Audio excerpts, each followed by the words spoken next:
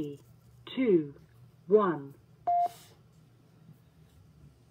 Love Talk Radio.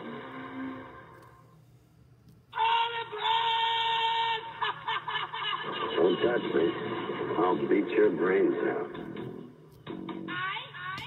You believe in miracles? Yes! I mean, you can take a knee and try a 56-yard field goal. This is not Detroit, man. This is the Super Bowl. Let's get ready to rumble. I'm Sonny Liston. I'm Jack Dempsey. There's no one like me. I'm from Nairclaw. There's no one that can match me. My style is impetuous. My defense is impregnable. And I'm just ferocious. I want your heart. I want to eat his children. Down goes Frazier. Down goes Frazier. Down goes Frazier. What's that sound? California. The big game over Stafford. I think that the NFL knows what Randy Moss has done with marijuana, and I think the NFL knows what Randy Moss does with marijuana. Playoffs? Don't talk about playoffs. You kidding me? Playoffs? I just hope we can win a game. Good morning, and thank you for joining me. Ha! Top of the morning. Those of you already on Facebook Live, the millions obviously listening around the world on Blog Talk Radio, live from Hollywood, California. I'm Alistair Conrad, and this is Tough Love. Welcome to Championship Sunday.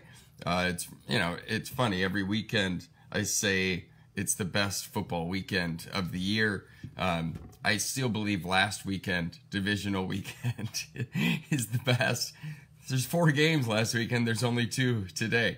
I had to do stuff yesterday, which is, random. But either way, a couple of great games today. And, truly a coin flip. So whoever I pick on the show, put the mortgage on the opposite, and you will come out roses.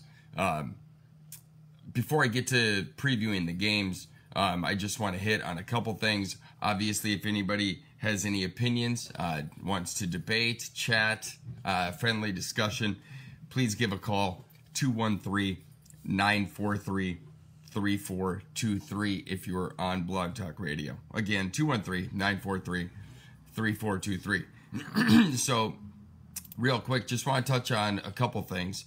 I saw during the week that the NBA is going to start having fan interaction with the referees real time.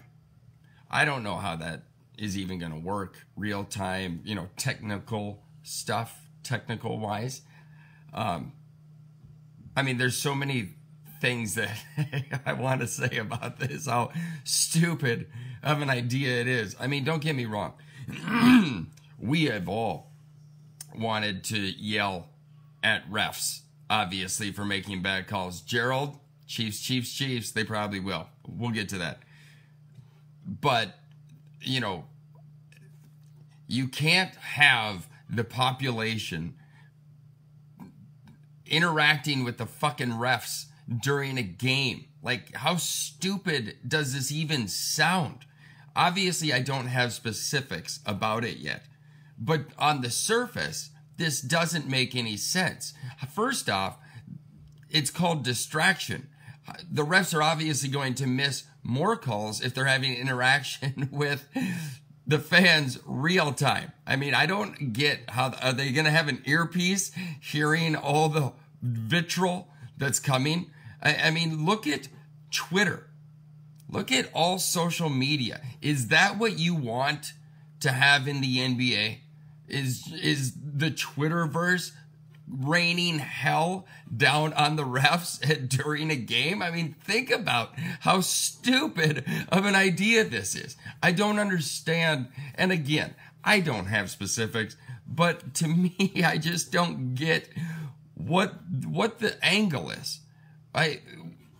Golf is a really good example of couch potatoes and couch refs who are able to call in if people on the course miss a call people sitting on their fucking couch can call in and be like, hey, he touched his ball, he did this, he did that, she did this, she did that, and they get penalized for it. And so this is now, you know, they might not say, hey, that was a foul, and they're going to obviously make it a call. But just to have fan interaction, it makes zero sense. This is, you know, our inability to tell people that's a bad idea is getting really, really sad. Like, that's a bad idea. Why can't somebody just be like, you're an idiot, that's a bad idea? Yeah? There's nothing wrong with telling people that.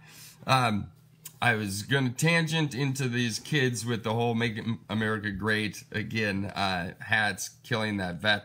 Not killing, but, you know, giving them a hard time. But I'm going to not do that. Just raise your fucking kids right. How about that? Is that such a bad thing? Can we please just raise our fucking kids right? You know, like, religion and racism, I've said it for years, both are taught behaviors. Nobody comes out of the womb being a racist. That is taught. So parents, fucking get your shit together and just raise your kid right. I mean, it's not that tough, you know, just, anyway, that's it. You know, we have unfortunately put too much stock and expect too much from high school kids. In some aspects, they can think right, you know, a little bit, you know, if it's studies, tests, you know, quarterback, you know, football team, you know, calling the right play. But when it comes to real intense stuff, racism, religion, you know, stuff that's too big for their mind yet to get, they only go off what they've learned. So parents, get your shit together. Don't raise racists. Obviously, it's tough if you are a racist. I understand that, you know, but let's just, let's not put stock in what a 16-year-old does, all right? Because they don't get it yet. If you think they do, you're the problem. Anybody who saw last night's boxing match between Manny Pacquiao, Adrian Broner, I'm just going to touch on the UFC and boxing real quick.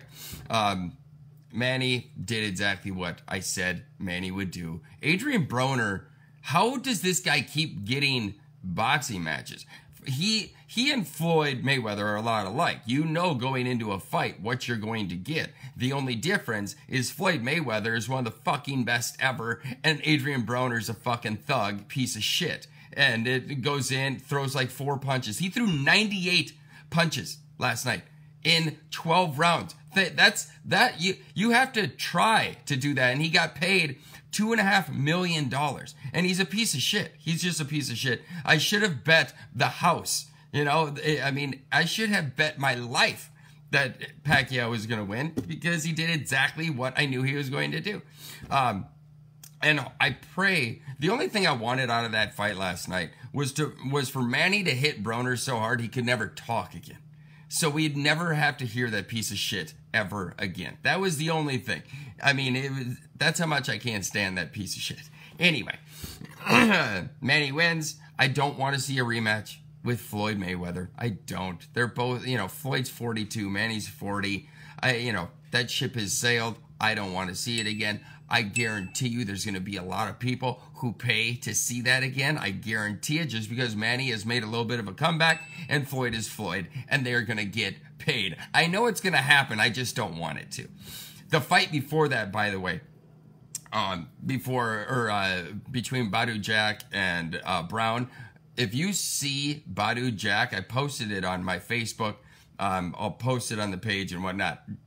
Badu Jack has a cut. It looks like he got out of hair and makeup. He's got a cut in the middle of his forehead that goes from about 3/4 up his forehead down to the bridge of his nose. And it looks like the Mississippi River. It's insane. And it was incredible. It was incredible. You got to check out the photo. Badu Jack, gash on the forehead. Just Google that. You'll find it. As far as the UFC goes last night, 2 things that I want to hit on. As a championship match, be it boxing or UFC, it bothers me to no end that a ref, you know, can fuck up that bad. And Dillashaw, granted, he got in the first 28 seconds, he was getting worked, but he's trying to do shit. He's not out on his back. Whereas if the ref, obviously the ref's going to call it then. But Dillashaw, even though he's getting worked, it's 28 seconds in. He's shooting the leg twice. And I just don't get where the stoppage came. I get how it looked. But as a referee in a massive mega fight like that, you can't do that. You cannot do that. And it's unfortunate. Hopefully, there's going to be a rematch. Henry Cejudo, we'll probably rematch him at 135. Dillashaw's weight, I don't know. I just don't like the fact that you're going to call a fight 28 seconds in, and the dude you're calling the fight on is showing signs of, ability, coming back. Again, if he's out on his back cold, that's one thing. Call the fight. McGregor Aldo. Yeah, Aldo was gone. He's out 13 seconds. This wasn't that. And it's just frustrating to see. Damn it, I hate seeing that. And number 2 on that, Greg Hardy, former Carolina Panther D-line, and, a quick song with the Cowboys. Not playing in the NFL anymore because of domestic violence. And, goes and does UFC. Starts MMA. Dana White is a whore, and so he gets Greg Hardy to the UFC, thinking he's going to sell tickets, puts him in the co-main event. Greg Hardy was the fight against some dude I've never heard of, which is saying something, in the fight before the main event. And I get it. I get the angle. I want to sell tickets. I'm, Dana White. Greg Hardy's this new name. But the fight was fucking terrible. It was terrible. It was something you would expect on the first fight of the card in the prelims. One that nobody has any interest in watching. And guess what happens? Greg Hardy, probably because he doesn't know the rules. He's a piece of shit. But outside of that, he probably doesn't know the rules fully yet. And the dude had a knee on the ground, and Greg Hardy knees him in the fucking temple, and dude, goes out. And so he's automatically disqualified. A lot of people are going to look at that and say, oh yeah, he did it because he's a piece of shit. I truly, even though he is a piece of shit, don't think he did it on purpose. I think he was in the moment. The knee was there, didn't realize the guy's knee was on the ground, did it. That's not the point. No, all I'm saying is that fight should never be the lead-up fight. It's just stupid. It's absolutely dumb. So, anyway, let's talk some football.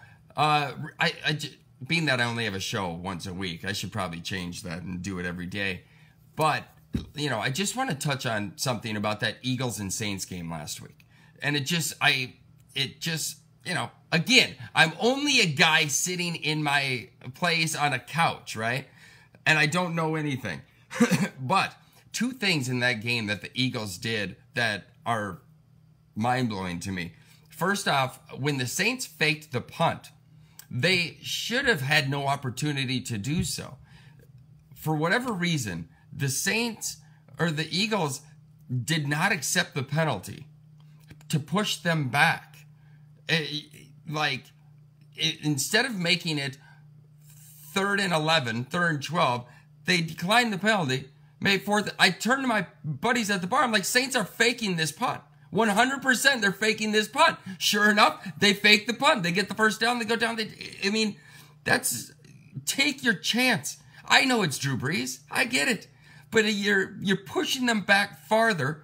I think you would have been to their 25. Why would you not do this? I don't get why you wouldn't do that and push them back. So that's number 1. And then at the end of the game, what are you hurrying up for? You're already down to the Saints 30-yard line. Wait to the 2-minute warning before running a play. You're in chaos all of a sudden, and you run a play. I went to take a piss. They completed whatever play it was. I see there's 2:17, 2:16 left. And I'm like, I'm going to go take a piss. I start walking to the bathroom, and all of a sudden, I missed the interception. Because I'm like, what are they doing? What are you doing? Why would you not wait? Let everybody just, all right, here's what we're going to do. We got the first down. Let's go. I mean, granted, Alshon Jeffrey dropped the pass.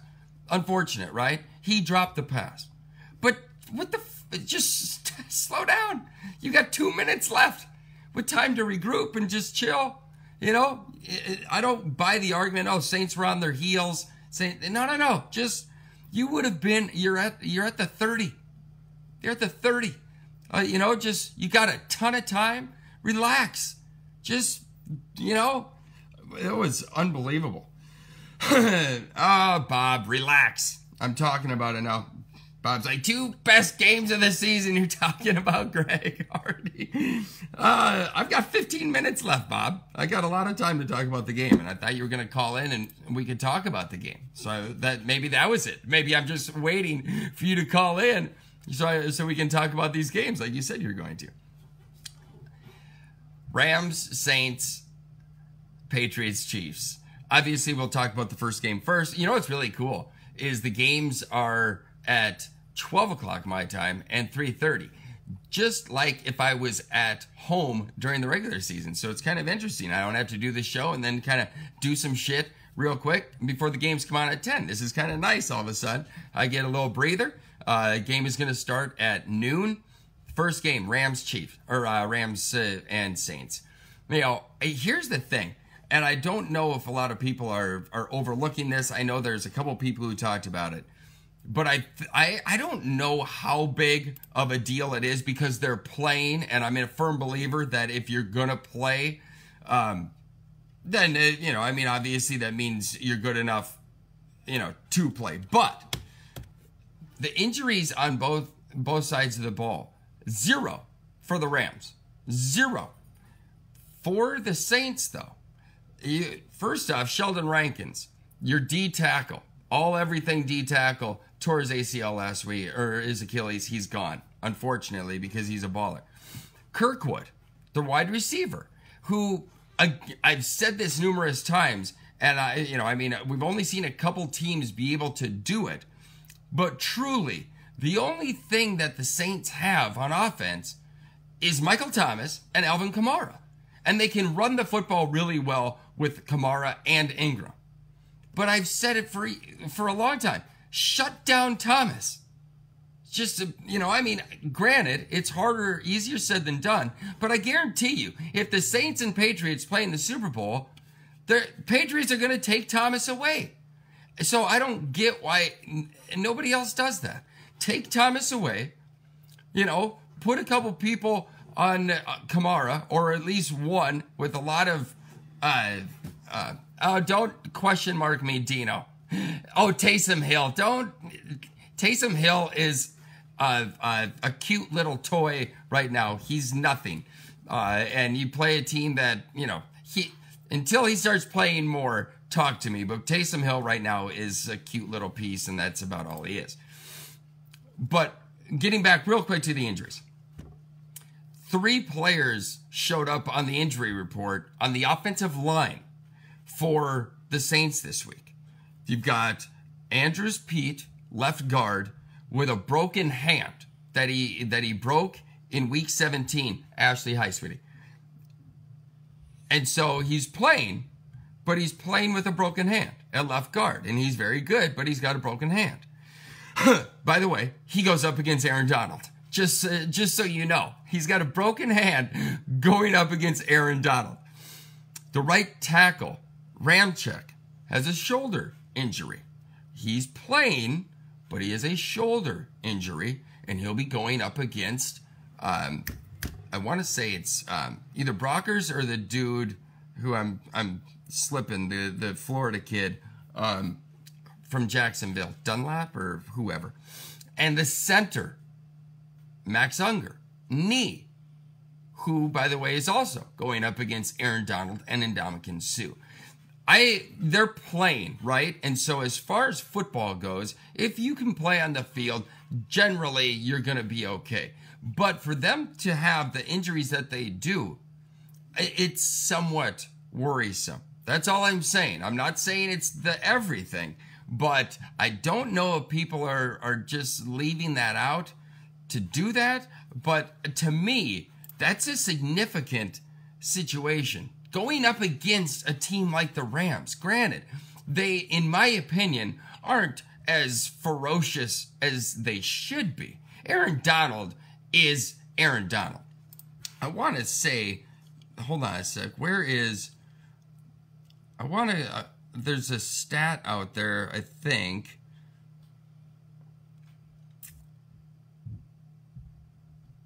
I thought I had it. Bottom line, it's Aaron Donald and what he's done literally since the last time the Saints and the Rams played. And it is, oh, here it is. Since that game, and this is in 7 games, Aaron Donald has had 10.5 sacks, 20 quarterback hits, 13 tackles for a loss, basically 2 a game, and 31 overall tackles in 7 games. This is a D tackle. Aaron Donald, if you are hurt, this is what I'm getting at. If you're hurt going up against Aaron Donald, I mean, that just intensifies and magnifies things a lot. Because if you're healthy going up against Aaron Donald, he still is better than you. So now you're going to be hurt. And Ndamukong Suh, as quiet as his season has been, he still is the reason Aaron Donald is playing so well. To have somebody of Ndamukong Suh's skill set next to an all-pro, all-world D tackle like Aaron Donald is something that doesn't get talked about enough. Aaron Donald is having this monster year because of Ndamukong Suh. And if you all of a sudden are hurt in front of those two, that's all I'm saying. I'm not saying it's going to be the end all for the Saints. I'm not saying that, although I do think the Rams have a very good chance today because of that. And the fact that Todd Gurley and the Rams running game, along with all of a sudden CJ Anderson, who's, going crazy, without Sheldon Rankins, going up against a run game like the Rams have, here's the thing. The first time they met, I want to say it was week 9, Saints blew a huge lead in that game. I think they were up 35-14 or something like that. Rams come charging back, tie it up. They eventually lose to the Saints 45-35. I don't think it's going to be like that again. I truly don't, because of the Saints offensive line's issues and because of the loss of Sheldon Rankins.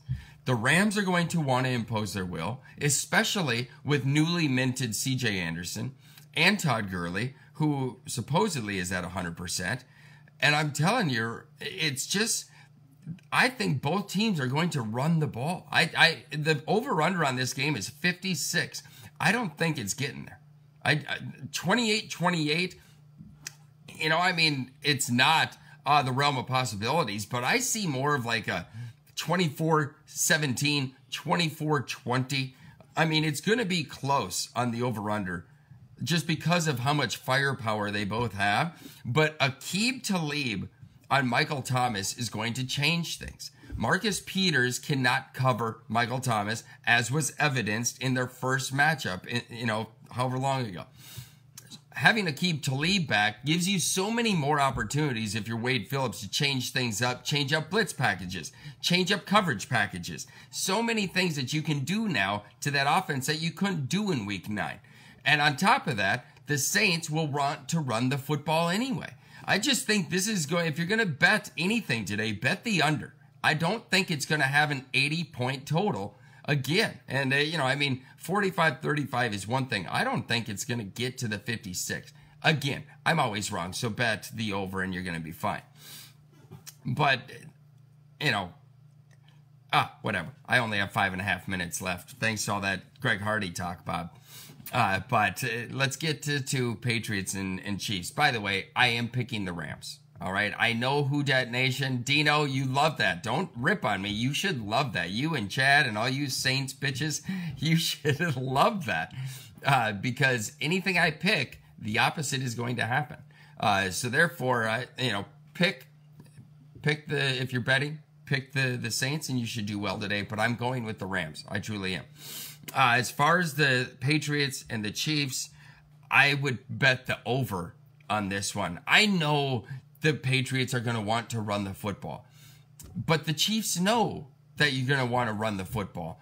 And I don't doubt that Tom Brady still has it. You guys know how I feel about him, and I know that they have the offensive weapons to toss it around.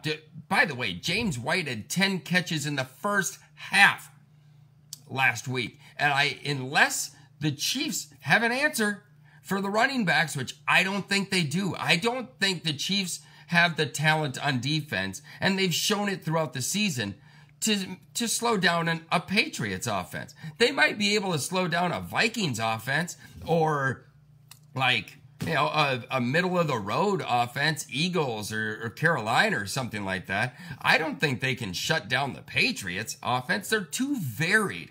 The question is, can the Patriots keep up?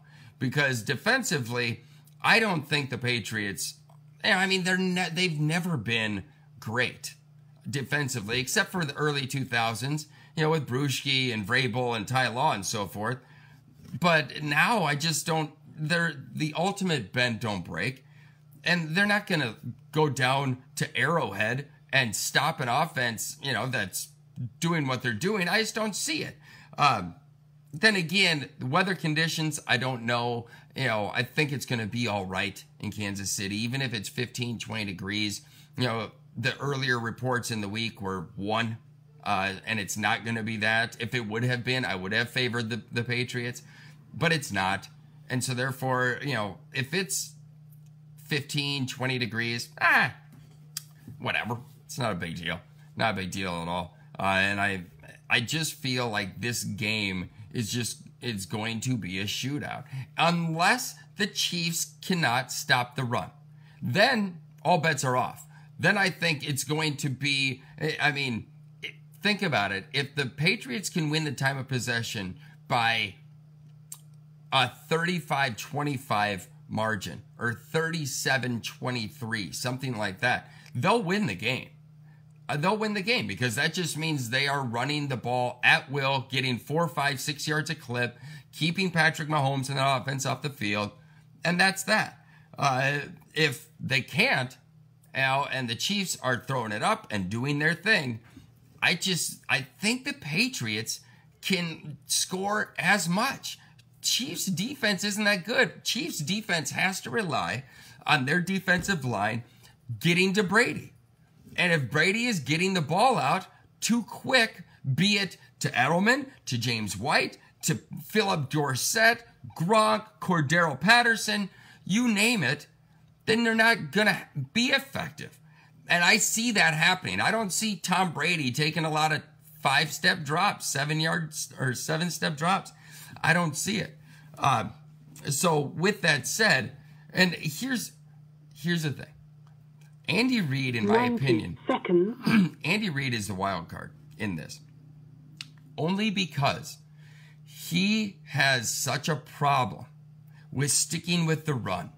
If they're up by 14 points in the end of the third quarter, or 11 points, end of the third quarter, something like that, I can see Andy Reid passing the ball still.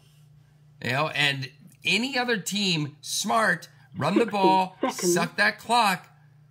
Andy Reid possibly could be the wild card, because if it comes down to it and they're up by 10 with 7 minutes to go in the fourth, I can see him throwing the ball. With that said, I'm picking the Chiefs. I think it's going to be Rams and Chiefs. Tom, I agree with you. And that would be a really good. Is that a rematch of that shootout on Monday night? I think it is. And hopefully it wouldn't be 51-48, 54-51 again. Because it is what it is. I'm not the huge fan of that kind of a game, but if it is, that's okay too. But either way, baby, NFL Championship weekend day, Sunday fun day. I can't wait. 10 Gonna be a good seconds. time. 10 seconds, Blog Talk Radio. Thank you so much. Facebook Live, I love you guys. As always, thanks for tuning in. Have a great, great day. Drive fast, take chances. I'll see you next Sunday.